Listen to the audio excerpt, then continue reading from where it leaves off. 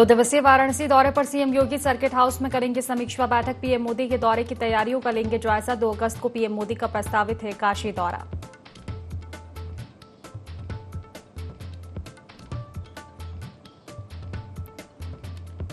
Baspa supremo Mayawati का expose लिखा, सदन में आज ऑपरेशन सिंदूर पर होगी चर्चा। आगे महिलाओं के सिंदूर न उजड़े, इस पर सरकार विपक्ष की ठोस रणनीति हो।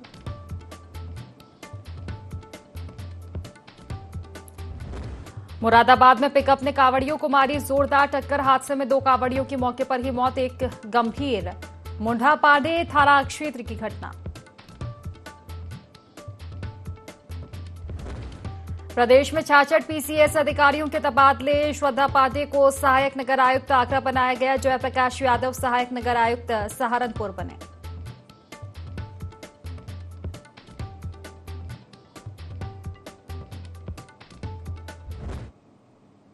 नमस्कार, IND 24 देख रहे हैं आप और मैं हूं आपके साथ खुशी व्यास। चलिए सीधा रुक करेंगे खास खबरों की ओर। वाराणसी से हम आपको बता दें, जहां 2 दिवसीय दौरे पर आज वाराणसी पहुंचेंगे सीएम। दोपहर लगभग 3 बजे वाराणसी पहुंचेंगे सीएम योगी। सर्किट हाउस में समीक्षा बैठक करेंगे। विकास कार्य, कानून व्यवस्था को लेकर बैठक होगी। पीएम के दौरे को लेकर समीक्षा बैठक भी सीएम योगी आज करने वाले हैं। तो 2 अगस्त को पीएम मोदी का काशी दौरा प्रस्तावित है। इसको लेकर तैयारियां जारी है। पीएम के कार्यक्रमों का स्थलीय निरीक्षण भी सीएम आज करेंगे। तो काल भैरव, काशी विश्वनाथ मंदिर भी जाएंगे। वाराणसी से खबर हम आपको बता रहे हैं। 2 दिवसीय दौरे पर आज वाराणसी पहुंचेंगे सीएम। दोपहर लगभग 3 बजे वाराणसी पहुंचेंगे सीएम योगी। सर्किट हाउस में समीक्षा बैठक करेंगे। विकास कार्य, कानून व्यवस्था को लेकर बैठक होगी। पीएम के दौरे को लेकर समीक्षा बैठक सीएम योगी करने वाले हैं। तो 2 अगस्त को पीएम मोदी का काशी दौरा प्रस्तावित है। पीएम के कार्यक्रमों का स्थलीय निरीक्षण सीएम करेंगे।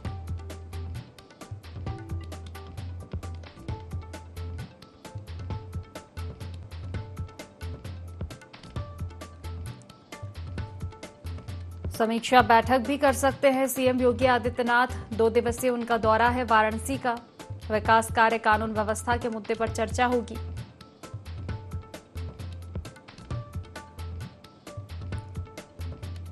दो अगस्त को प्रधानमंत्री नरेंद्र मोदी का दौरा काशी का प्रस्तावित है। तो इसको लेकर भी निरीक्षण करेंगे, तमाम तैयारियों को लेकर।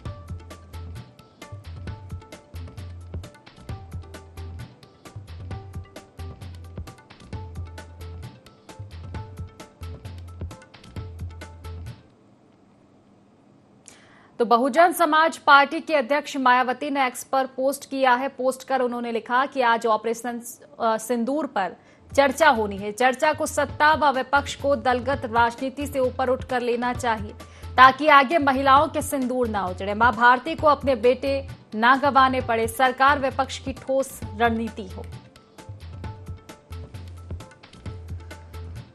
तो बसपा की अध्यक्ष मायावती ने एक्स पर पोस्ट कर लिखा है कि आज ऑपरेशन सिंदूर पर चर्चा होनी है। चर्चा को सत्ता और विपक्ष को दलगत राजनीति से ऊपर उठकर लेना चाहिए, ताकि आगे महिलाओं के सिंदूर ना उजड़े, मां भारती को अपने बेटे ना गंवाने पड़े, सरकार विपक्ष की इसको लेकर ठोस रणनीति हो।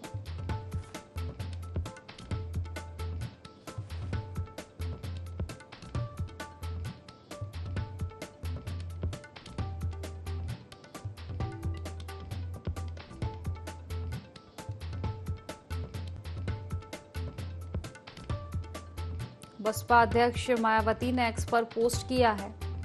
आपको बता दें कि आज संसद में ऑपरेशन सिंदूर पर चर्चा होगी। इसी को लेकर मायावती ने पोस्ट किया। उन्होंने कहा कि सत्ता पक्ष हो या विपक्ष, इस मुद्दे को दलगत राजनीति से ऊपर लेकर भी चर्चा करे, ताकि आगे से इस तरह की घटना दोबारा ना हो। मां भारती को अपने बेटे ना गंवाने पड़े।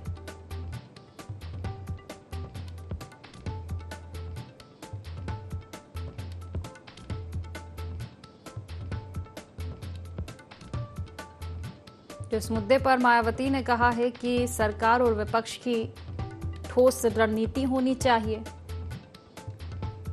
बसपा की अध्यक्ष मायावती, जिन्होंने एक्स पर पोस्ट किया है।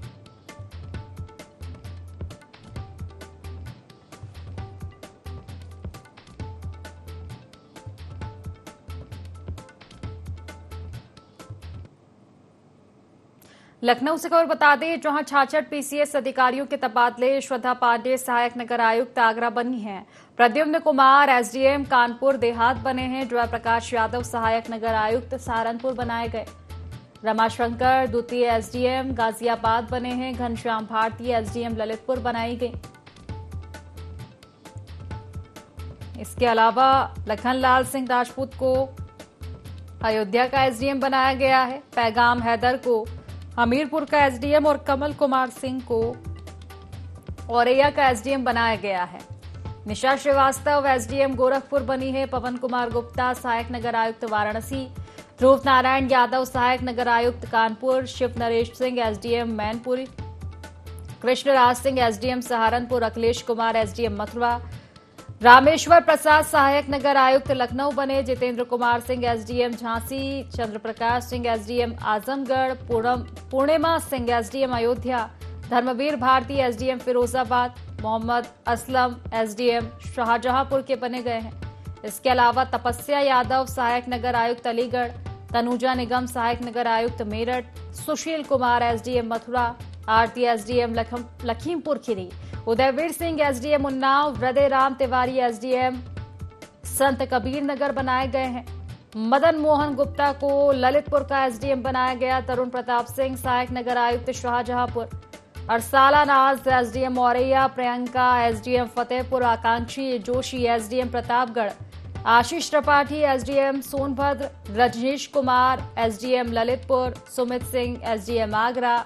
सरहा Ashraf SDM Raebareli. Seema Singh SDM Sitapur. Mridula Dubey SDM Meerut और आकांक्षा मिश्रा को एसडीएम कुशीनगर बनाया गया है। 66 पीसीएस अधिकारियों के तबादले हुए हैं, जिनके नामों का हमने जिक्र किया है।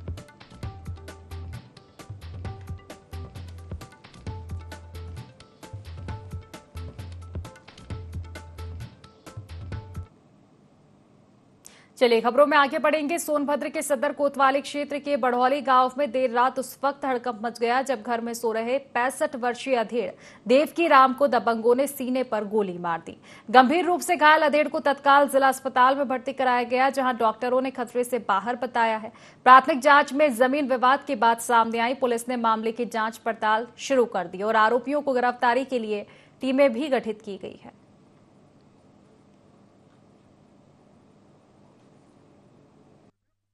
थाना रॉबर्ट्सगंज जनपद सोनभद्र पर सूचना प्राप्त हुई कि देवकी पुत्र रामदास उम्र लगभग 65 वर्ष निवासी बढ़ौली थाना रॉबर्ट्सगंज अपने घर में सोए हुए थे। तभी विपक्षी पंकज पांडे निवासी गुरारी व अनिल चौबे और प्रिंस चौबे निवासी बढ़ौली द्वारा देवकी के घर आकर उन्हें गोली मार दी गई है। इस सूचना पर थाना रॉबर्ट्सगंज पुलिस द्वारा त्वरित कार्रवाई करते हुए मौके पर पहुंचकर घायल को इलाज है तो अस्पताल भेजा गया। डॉक्टरों के अनुसार घायल खतरे से बाहर है। उच्चाधिकारियों द्वारा घटनास्थल का निरीक्षण कर लिया गया है। अभियुक्त की गिरफ्तारी के लिए टीमें लगा दी गई हैं। अभी तक घटना के पीछे का मोटिव स्पष्ट नहीं है। प्रकरण की गंभीरता के साथ जांच की जा रही है। सावन के पावन महीने में झांसी का महाकालेश्वर राजा बाबा मंदिर श्रद्धालुओं से भर उठता है, लेकिन यहां भगवान भोलेनाथ की पूजा आम नहीं है। यहां महादेव की एक राजा के रूप में पूजा होती है और झांसी वासी स्वयं को भक्त नहीं बल्कि प्रजा मानकर अपनी मनोकामनाएं राजा बाबा के दरबार में रखते हैं। इस प्राचीन शिवालय की स्थापना झांसी के पूर्व शासकों कुसाई नागा साधुओं ने की थी। मंदिर की परंपरा के अनुसार भक्त अपनी मनोकामनाएं सीधे राजा बाबा को नहीं बताते बल्कि मंदिर में विराजमान नंदी के कान में कहते हैं, जिन्हें राजा बाबा के मंत्री के रूप में पूजा जाता है। मान्यता है कि नंदी के कान में कही गई हर बात बाबा तक पहुंचती है और 41 दिनों के भीतर इच्छा पूरी होती है। मंदिर परिसर में कई दुर्लभ औषधीय पेड़ पौधे भी लगे हैं, जिन्हें पहले भगवान को अर्पित कर फिर ग्रहण करने से गंभीर रोगों से भी मुक्ति मिलने की मान्यता है। यह मंदिर ओरछा नगरी की परंपरा से मेल खाता है, जहां भगवान राम को राजा माना जाता है। ठीक उसी तरह झांसी में राजा बाबा शिव को भी राजा के रूप में आराध्य माना गया है।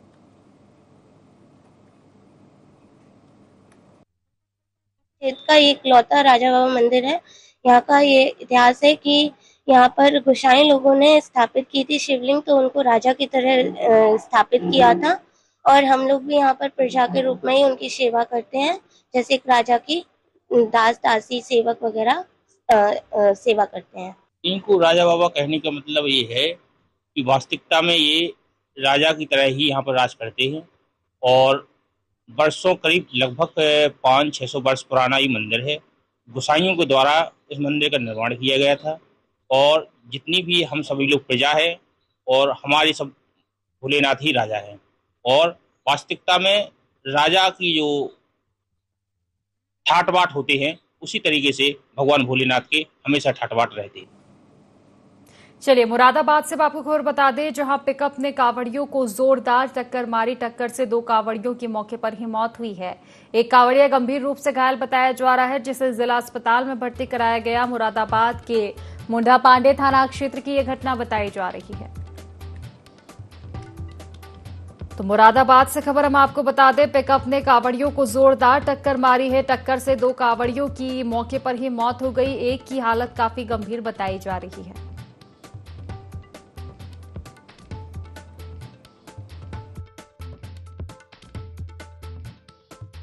कांवर लेके आ रहे थे हरिद्वार से गौरी शंकर बोड़रिया पे अभिषेक करना चाह रहे थे जल।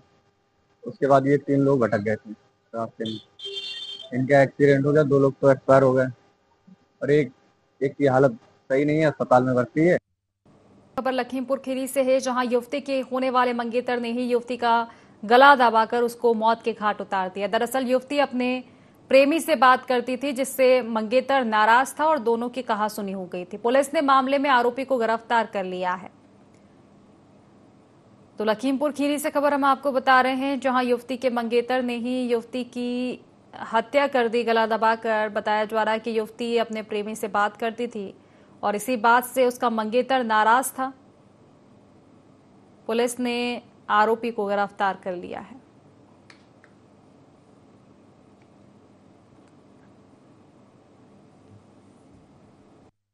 थाना क्षेत्र खीरी में एक अज्ञात महिला का सौमिला था, जिसके संबंध में कोतवाली सदर खीरी में सुसंगत धाराओं में मुकदमा पंजीकृत किया गया है।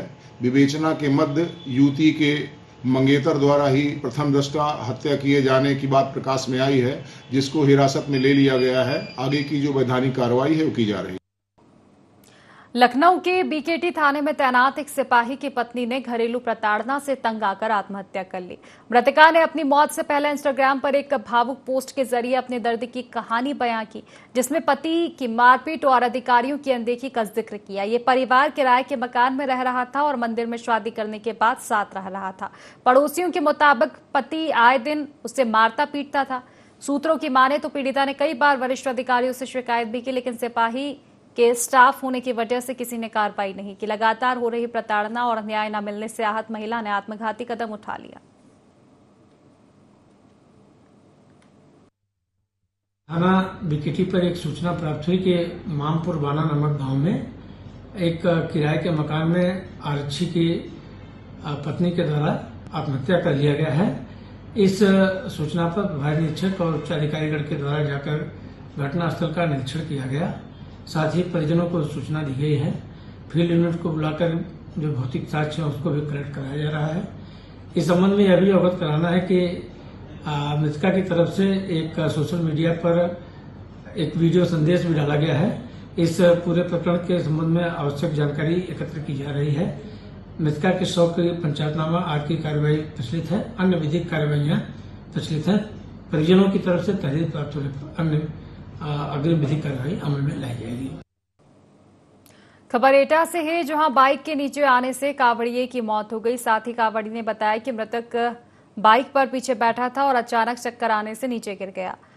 कांवड़ियों को इलाज के लिए अस्पताल में भर्ती कराया गया। यहां डॉक्टरों ने कांवड़िये को मृत घोषित कर दिया। पुलिस ने शव को कब्जे में लेकर पोस्टमार्टम के लिए भेजा है।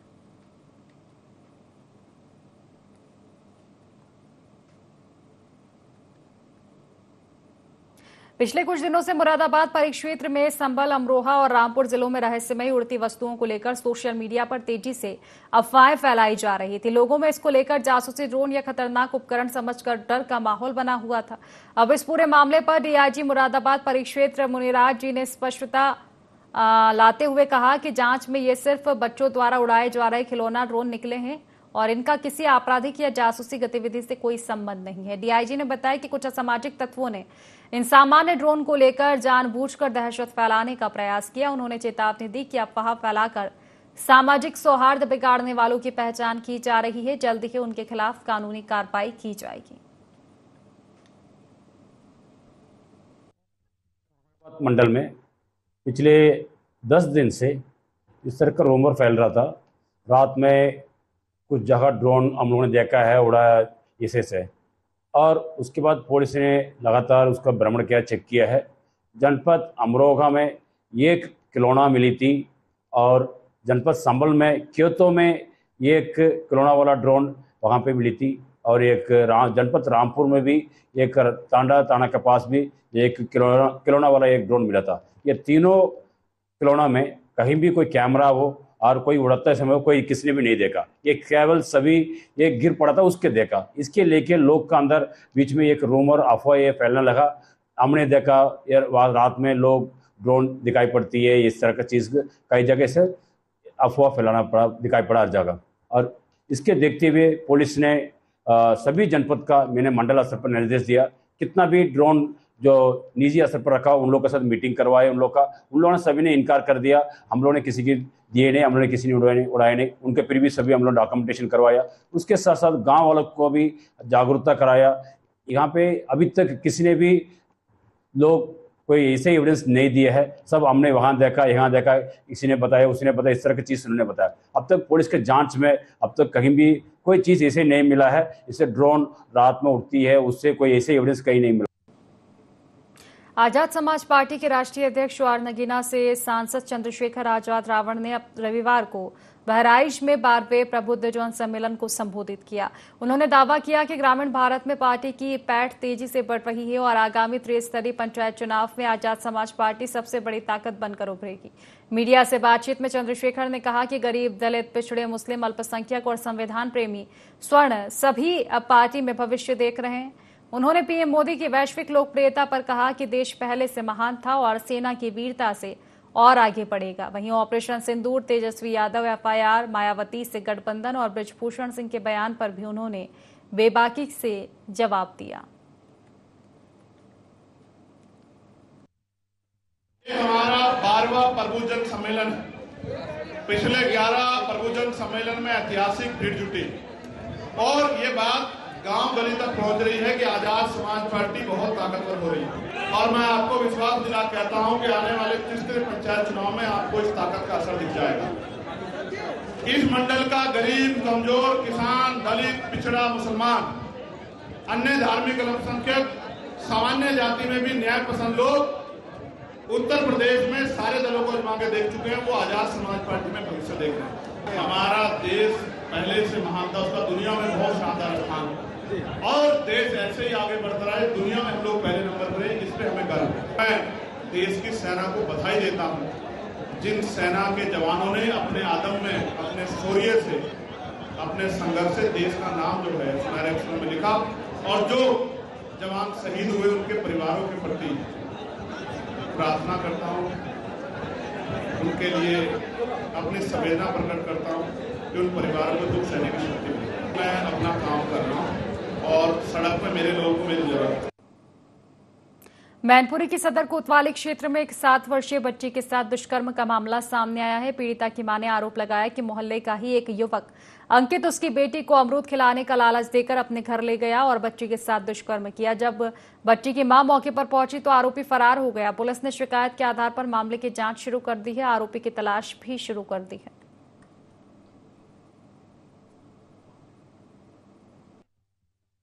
कोतवाली के अंदर 112 के माध्यम से एक सूचना प्राप्त हुई है, जिसमें कॉलर ने कहा है कि एक 7 साल की लड़की के साथ गलत काम किया गया है। मौके पर पुलिस जांच कर रही है और जो भी जांच में तथ्य निकल कर आएंगे उन तथ्यों के आधार पर विधिक कार्रवाई की जाएगी। अभी से एक सूचना प्राप्त हुई है, उस सूचना की भी हम लोग जांच। बलिया के सिकंदरपुर से सपा विधायक और पूर्व मंत्री मोहम्मद जियाउद्दीन रिजवी ने कांवड़ यात्रा को लेकर विवादित बयान दिया। उन्होंने कांवड़ यात्रियों को गांव का अनपढ़ और अंधविश्वासी बताया, जिससे विवाद खड़ा हो गया। मंच पर सपा विधायक ओम प्रकाश सिंह और राष्ट्रीय सचिव अवलेश सिंह भी मौजूद थे। विधायक के बयान पर परिवहन मंत्री दयाशंकर सिंह ने तीखी प्रतिक्रिया दी। वहीं सपा ने इसे विधायक का निजी बयान बताया। शिव भक्त बनने के लिए पढ़ाई लिखाई की जरूरत नहीं होती है। शिव भक्त जो है कोई भी व्यक्ति बन सकता है और उसकी आस्था होनी चाहिए, और करोड़ों लोगों की आस्था है जो आज देख रही है 120-20 किलोमीटर पैदल चल करके, नंगे पैर पैदल चल करके लोग गंगा जी से जल उठाते हैं और शिव जी पर चढ़ाते हैं। तो शिव जी तो सबके देवता हैं और इसके लिए पढ़ाई की कोई आवश्यकता नहीं होती है। अब ये विधायक जी से पूछिए कि क्यों दे रहे हैं। ठीक है, भक्त होने के लिए पढ़ाई की आवश्यकता होती है क्या? बयान को मैं अच्छा नहीं मानता। किसी भी तरह के इस तरह का बयान लोगों को नहीं देना चाहिए। और जो लोग भी जा रहे हैं उनकी श्रद्धा है, हर एक आदमी व्यक्ति की श्रद्धा है, और जो लोग जा रहे हैं उनका हम लोग स्वागत करते हैं। हम तो उनके विषय में हमेशा सम्मान करते हैं और आगे भी करते रहेंगे। समाजवादी पार्टी परिवार हमेशा इस कंवरियों को और जो लोग जाने वाले हैं सबका हम लोग स्वागत भावना करते हैं। और यहाँ तक कि हमारे नेता आदरणीय राष्ट्रपति जी ने कहा है इनको अलग से हम लोग कॉरिडोर बना देंगे। समाजवादी पार्टी टाइम में कभी भी कंवरियों को कोई तकलीफ नहीं हुई है। और कौन क्या कर उस बातों पर ध्यान मत दीजिए। जिसके किसी मुंह में आगे कुछ बोल दिया तो उससे हम कोई उसका ना सपोर्ट करते हैं ना समर्थन करते हैं। हम लोग जनमानस के साथ। सरकार के निर्देश के बावजूद मैनपुरी में बड़ी संख्या में बिना मान्यता के विद्यालय संचालित हो रहे हैं। बेसिक शिक्षा अधिकारी दीपिका गुप्ता ने 62 ऐसे विद्यालय को चिन्हित कर बंद करने का नोटिस 14 जुलाई की डेडलाइन के साथ जारी किया था, लेकिन कई स्कूल अभी भी चल रहे हैं जिनमें ना तो विभाग का डर है और न ही जुर्माने की चिंता।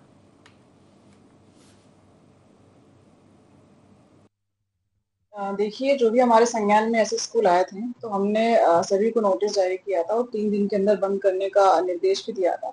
उसके बाद भी जो विद्यालय चलते हुए पाए गए तो हमने लगातार खंड अधिकारियों को निर्देश दिया है कि वो ले जाकर के उनको बंद करवाएं। इसी क्रम में हम खुद भी घिरोर गए थे 2 दिन पहले और वहां पे लगभग 5 स्कूलों को हमने बंद कराया था।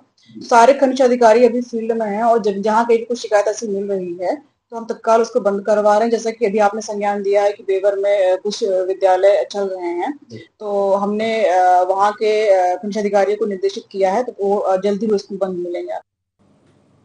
मथुरा के ड्रैद थाना क्षेत्र अंतर्गत दिल्ली आगरा हाईवे पर चारधाम के पास तेज रफ्तार ट्रक अनियंत्रित होकर कार के अंदर जा घुसी, जिससे कार पूरी तरह से दोनों ट्रकों के बीच में फंसकर क्षतिग्रस्त हो गई।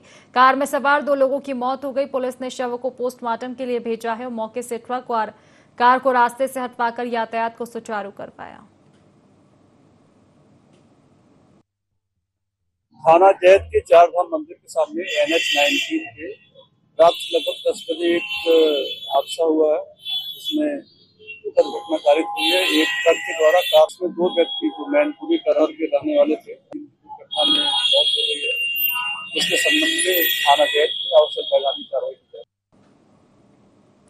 रायबरेली के भदोकर थाना क्षेत्र की एम्स चौकी के इंचार्ज समय सिंह का खनन माफिया से बातचीत का एक ऑडियो वायरल हुआ है, जिसमें वे मिट्टी खनन के एवज में प्रतिदिन 10,000 रुपए की रिश्वत तय करते सुनाई दे रहे हैं। बातचीत में चौकी स्टाफ को भी हिस्सा देने की बात कही जा रही। ऑडियो सामने आने के बाद पुलिस महकमे में हड़कंप मच गया और मामले की जांच की मांग उठी है।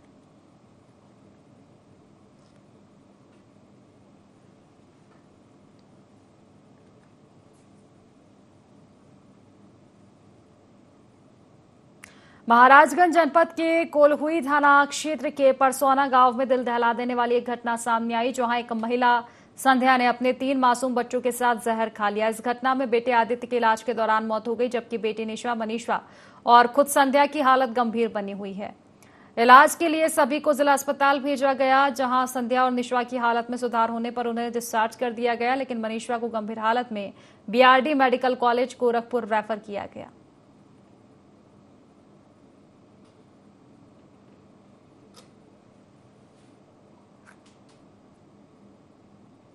फिलहाल इस बुलेटिन में बस इतना ही। आप बने रहिए IND 24 के साथ। नमस्कार।